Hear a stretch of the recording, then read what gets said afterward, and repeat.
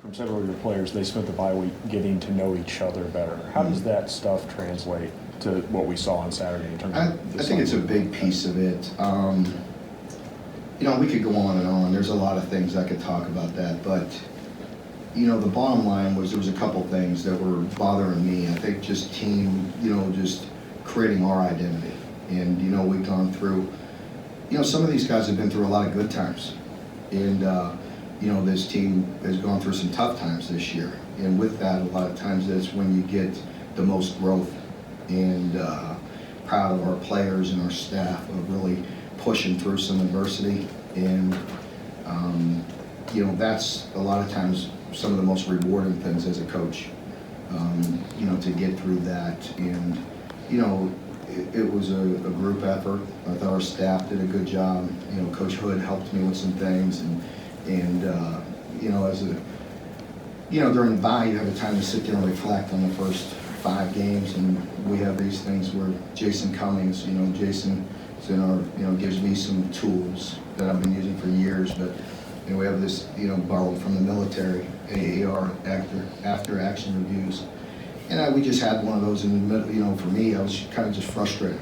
I'm like, let's talk about some things. What can I do better? What can we do better? How can we grow? A lot of good ideas from our young coaches to our seasoned veterans, and relied on a lot of guys to just kind of pull together. And Coach Hood helped, had some ideas, and I asked him to run with that, and he's helped in that area. So I think we're always looking for ways just to get better and to get the unity of the team.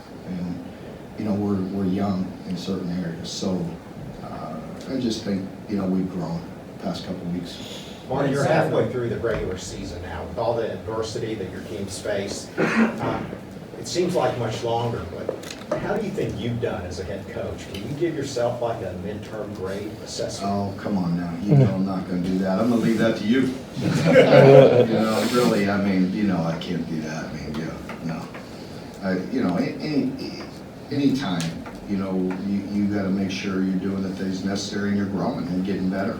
The minute you think you got it all figured out, you're done in this profession. So we're constantly looking to get better, and we're in a learning environment. We learn and grow in every opportunity, and just try to get better. So, Landon and Quentin both went out with injuries in the second half. Do you expect Pardon me? Landon Young and Quentin Bowman? Yeah, Landon got a little ankle. I hope it's nothing major. We'll see. Sometimes with a big man like that, unsure how he responds till he gets out there and how it goes and how much he can deal with it. So hopefully we'll be in full strength. Lynn Saturday seemed to just be enjoying himself, whether it was even when he missed that wheel route, still smile on his face, having a great time. How infectious was that, just the rest of the team? I think it definitely is, and it's very important, and that's a great point. And I think it's also the team. As I mentioned, I knew our team was in a good spot. That's not saying you're ever going to guarantee, what's going to happen or the results. But I was very confident in the preparation and the spot where our team was at. I felt good, that the guys were going to go out there and lay it on the line and play well. And I think Lynn was no different. Him being a quarterback and being unselfish and being in a difficult situation, he embraced that role. And that does rub off. And I think the confidence of him rubs off on people. Mark, who graded out well on the offensive line? Drake had a really good game. I think he, really played well. I think Darian had a couple plays that stood out that were not so good, but other than that, he played pretty solid. When those guys are playing a bunch of snaps, he did a lot of good things. There was 1 or 2 that he needs to clean up, but Drake, I'd say overall was the most clean and really played a good game. After Landon went out, how did Watkins play? And he played good as well. Really felt like Nasir stepped up and played much more like we expect him to. Mark, 2 questions here. Your record now 3-3 overall, 1-3 in the conference. You guys are still in the hunt for the SEC East in spite of all of that. So your response to that, and second, your assessment of Georgia. Yeah, for us, we never look at any of that. We look at the next game. You know, it was like last week I was asked, you know, in here, you know, something about the magnitude of the game or the importance of the game. And again, you heard my response, no disrespect, but it's a chuckle. Like, what game isn't important? This is the next one, the next opportunity. Very important, playing a team, you know, from our division and in our league. They're all important, you know, so you can't ever get too far ahead of yourself or, you know, you get slapped around in a hurry. You know, so you just kind of keep things in perspective and handle the day-to-day and prepare for each week. Georgia is just what they are, a top 5 team. I know they took a tough loss last week, but again, you hear me say it all the time. Tell me one team that is going to play their best 12 weeks in a row. It doesn't happen. You know, some of the elite teams overcome it. Georgia normally does. You know, when they don't play their best, they can still win with the talent that they have. And, you know, it didn't happen for them last week. But no doubt in my mind what they'll respond and how they'll respond. You know, the way they're coached and what Kirby does and their whole staff and their team has a lot of pride and they've won a lot of games. So they're going to come back, you know, stronger than ever this week. And so we have to make sure we match that and we continue to improve and play our very best. We need to play our best football game of the year. Now, what do you do? What kind of judge do you have to work with a quarterback on a short game, kind of like a short game of golf? You lose touch, so to speak. Yeah, shoot, I don't know. I mean, you know, they just keep on doing reps, just like short game of golf, I guess, reps.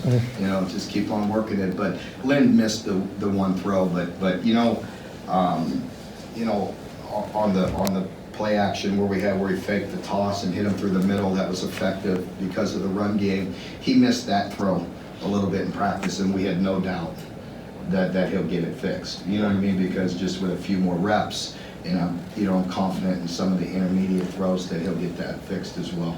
Going into the bye week, there was a lot of discussion about you've got to get more sound in your run fits. I mean, aside from that big play, it felt a little bit more disciplined, but how important is it to make sure that's all tidied up before this game's out? For this game, yeah, big.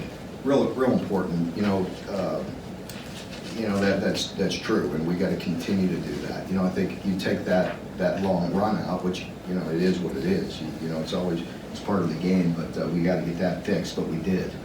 And the player that made that mistake, he, again, was on the sideline. I talked to him directly, looked at me in the eyes like, I got to do this, and I did this, and it's boom, it's fixed like that, you know. But we can't, you know, give up explosive plays.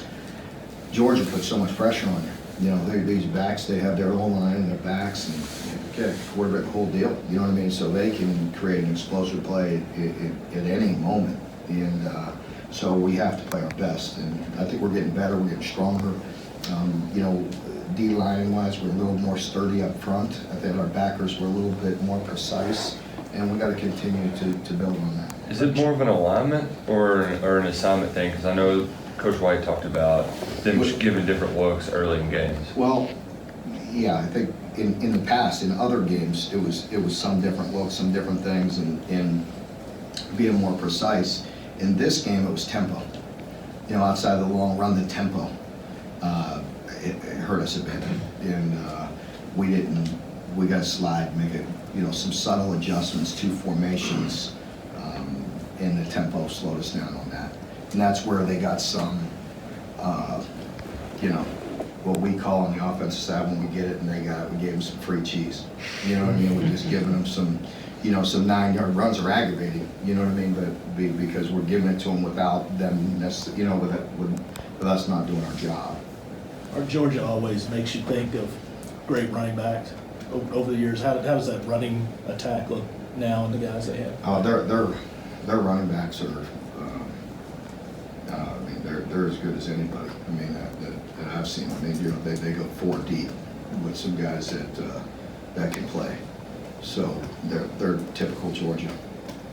Mark, your fourth winningest coach here now in your second year. So your thoughts about climbing up that ladder and being in that position?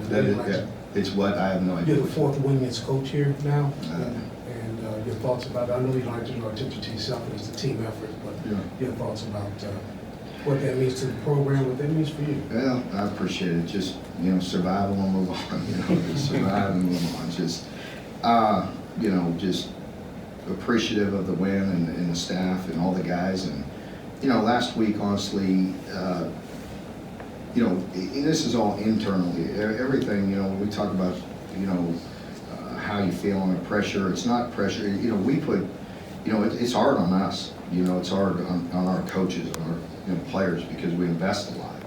You know, and so it's been tough. You know, just finding a way. You know, just try to find a way to get the victory. But that's what, you know, that's what is exciting about it as well. That's what you know, is the real challenge, and it's been fun. And but it's a grind. You know, so. These night games are killing me. You know, just got recruits in, and I just wrapped up recruiting breakfast again this morning. And you know, you get up, you know, go ahead Sunday, we go on the road again, night game. I think the next game's going to be another night game here. So it's I don't know, like an hour off. just an hour, not a day. With that, I'd like an hour. Mark, Yeah. just want to talk about the locker room celebrations. Who spearheads them, and you know, I don't know. Those are always impromptu and fun. Our team needed to have some fun. You know, they needed to have some fun. They've been working hard. I think for us, it's, you know, that's internal. You know, and all this dang social media and all that, it gets out quick. But that's meant for us to just enjoy it in there, and me to make a fool of myself, and not to.